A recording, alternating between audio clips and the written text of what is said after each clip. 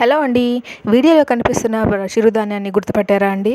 అవునండి, మీరు గెస్ చేసింది కరెక్టే. రాగులు, లేదంటే మరికొన్ని ప్రాంతాల్లో చోళ్ళు అంటారండి.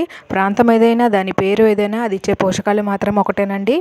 ప్రాంతాన్ని బట్టి పేరు మారుతుంది అంతే తప్ప పోషకాలు మాత్రము ఒకేలా ఉంటాయి ఏ ప్రాంతంలో అయినా. వీటిని వినియోగించడం వల్ల మనకి చాలా బలం అయితే వస్తుందండి. అలాగే మనకి ఎముక బలం కూడా పెరుగుతుందండి. పాతకాలంలో ఇవన్నీ వాడారు కాబట్టి పాతకాలంలో మనుషులు అంత గట్టిగా ఉండేవాళ్ళండి.